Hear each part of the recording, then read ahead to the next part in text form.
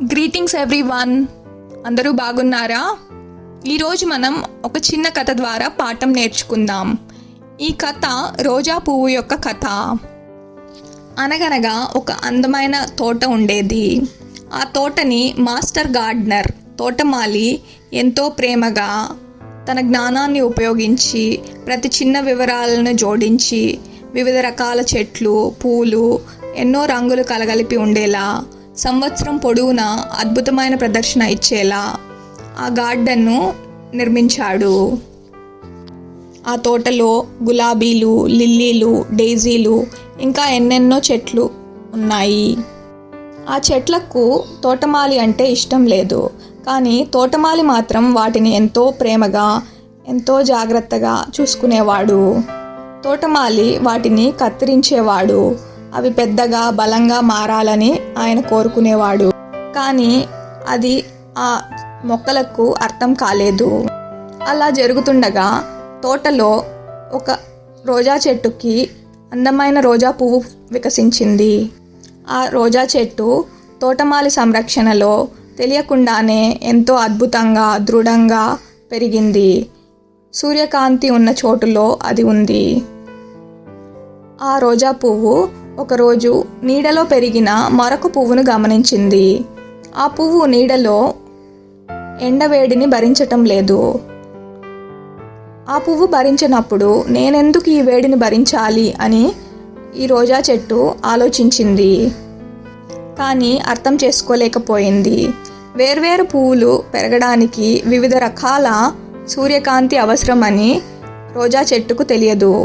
కానీ తోటమాలికి అదంతా బాగా తెలుసు. రోజా చెట్టు ఆ తోటమాలిని విశ్వసించలేదు. ఎలాగో కల నీడలోకి వెళ్ళాలని అనుకుంటూ తన మూలాలను పైకి లాగి తోటలోని వేరే భాగానికి వెళ్ళగలిగింది. అయితే వెంటనే ఆమె వాడిపోవడం ప్రారంభించింది. రోజా చెట్టు ఆకులు పసుపు రంగులోకి మారాయి. నీడ కోసం తను రూపొందించబడలేదని ఆ రోజా చెట్టు గ్రహించింది. తోటమాలి ఆ రోజా చెట్టును ప్రేమగా తీసుకొని తిరిగి ఎండ ఉన్న ప్రదేశంలోకి మార్చాడు. నేను నిన్ను ఎక్కడ ఉంచానో అక్కడ నువ్వు వికసించాలి రోజా చెట్టు.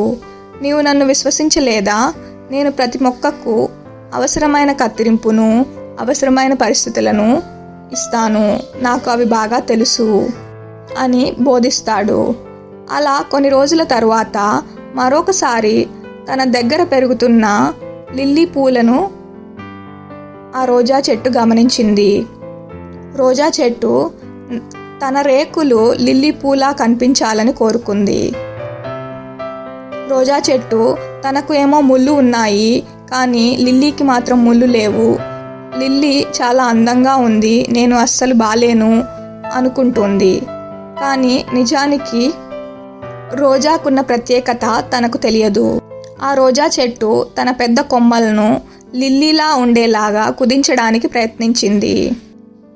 తన పూలు లిల్లీ పూలా కనిపించాలని ఆశించి ముందుగానే తన పువ్వులను వికసింపజేయడం, తెరవడం ప్రారంభించింది.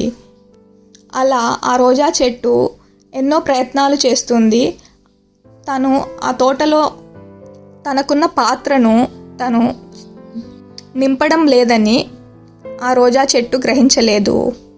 తోటమాలి రోజా చెట్టును ఎంతో పొడుగ్గా, బలంగా ఎదగడానికి, చిన్న మొక్కలకు సొగసైన నేపథ్యాన్ని ఏర్పరచడానికి తోటలో ఉంచాడని కానీ ఆ రోజా చెట్టు గ్రహించలేదు. తన అందమైన రేకులను ముందుగానే కప్పివేస్తుంది. రోజా చెట్టు తనకున్న ప్రత్యేకతను గ్రహించలేదు.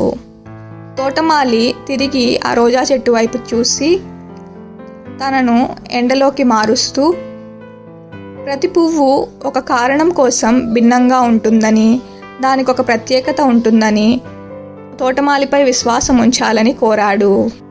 మనం కూడా మన జీవితంలో ఎన్నోసార్లు మన తోటమాలి అయిన, మాస్టర్ గార్డెనర్ అయిన దేవుడిని విశ్వసించము. ఎన్నో ఇబ్బందికరమైన పరిస్థితుల గుండా వెళుతున్నప్పుడు దేవునిపై ఆధారపడము. మనం కూడా మనకు కలిగి ఉన్న ప్రత్యేకతను మనం గుర్తించము. దేవుడు మనల్ని ఎంతో ప్రేమతో ఆయన తన స్వరక్తం ఇచ్చి కొన్నాడు. ఆయన మనల్ని తన సొత్తుగా చేసుకున్నాడు.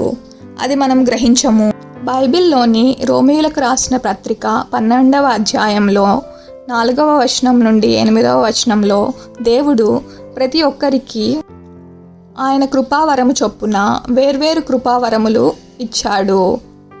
ప్రతి ఒక్కరము శరీరంలోని ప్రత్యేకమైన అవయవముల వలె ఉన్నాము అని గుర్తు చేస్తుంది.